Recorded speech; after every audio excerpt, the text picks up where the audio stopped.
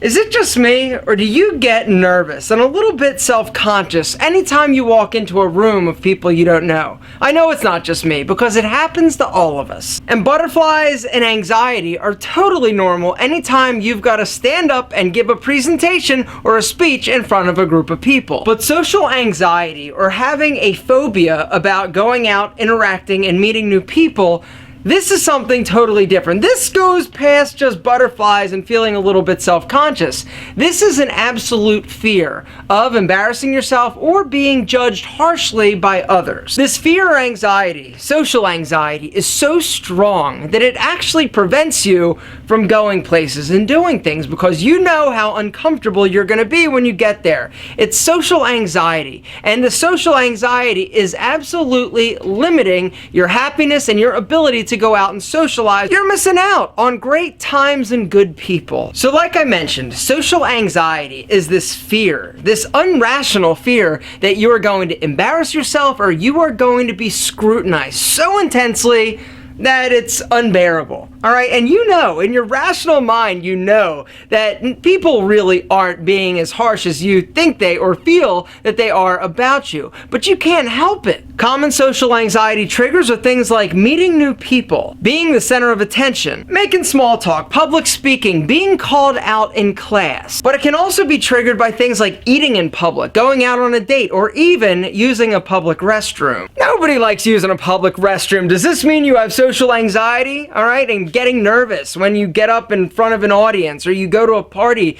and you're around people you don't know. Does this mean that you have social anxiety? No. All right, social anxiety is much more intense. Like we talked about, nervousness and being a little uneasy in new situations, perfectly normal. But if this anxiety is preventing you from doing things, then there's something that needs to be done about it. Some warning signs that you may be experiencing some degree of social anxiety, because here's the thing, there are varying degrees. Some people have it mildly, other people have it pretty substantially. But if you stress out and are anxious about doing everyday things, you may have a little bit of social anxiety. If you worry intensely for days, weeks, months leading up to a specific event, then you may experience some social anxiety. If you feel like you are constantly being judged, or you worry that other people are picking you apart all the time, you may be experiencing some social anxiety. There are some behavioral symptoms as well, like when you get invited to some place, do you sort of just decide, no, I'm not going to go even though you got nothing else to do?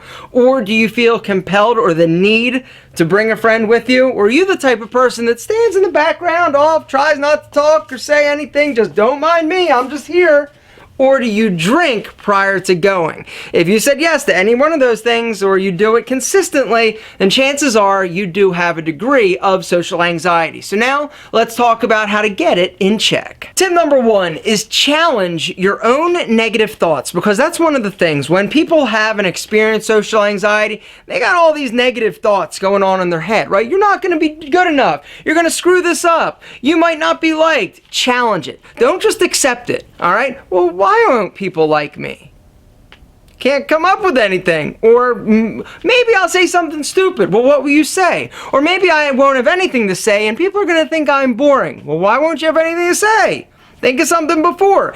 Challenge the negative thoughts. Don't just let them just play, because when they go unchecked, Jack, things get out of hand and you start to believe them, all right? Challenge them, all right? They are negative ideas, they are negative thoughts, but you don't have to let them rule you. Tip number 2 is learn to control your breathing. In through the nose, out through the mouth, all right? Because when we get nervous, it's short little breaths. And these short little breaths, all right, they cause us to be more anxious than we actually may be or need to be, all right? By practicing, learning, and adopting some relaxation techniques or some deep breathing exercises, and just chill, slow your roll, just center yourself. Calm down, all right? You're going to see yourself relaxing. You're going to feel a bit better. It's going to be easier. And tip number 3 is face your fear, all right? If you are, If you're the person that is never going out because you're scared to actually interact, meet people, talk to people, all right, if you just are avoiding these situations, you got to be willing to be uncomfortable, all right? You've got to go. No, just right on, you are going to be uncomfortable. It's going to be awkward. You're going to feel like running away, but you've got to face the fear. If you never do, you're never going to get better. You're going to go, all right? You're going to go, you're going to hang out, you're going to talk to somebody, all right? Maybe you only stay for 10 minutes, 20 minutes, but you went. That's the big thing. Next time you go a little longer. You've got to face your fear. What you're going to learn over time is that you can do it. That nothing bad is going to happen. That people aren't looking and whispering and talking about you. It's okay. Face your fear. And if that doesn't work, all right, then you may want to try number 4, which is talk to a therapist. Go seek professional help because it's out there. A lot of times we as individuals have a very tough time basically working things out when it has to do with us. We can give great advice to other people, right? But when it comes to actively twice, actively helping ourselves or being able to work the things out in our brain that we need to, sometimes we just can't do it.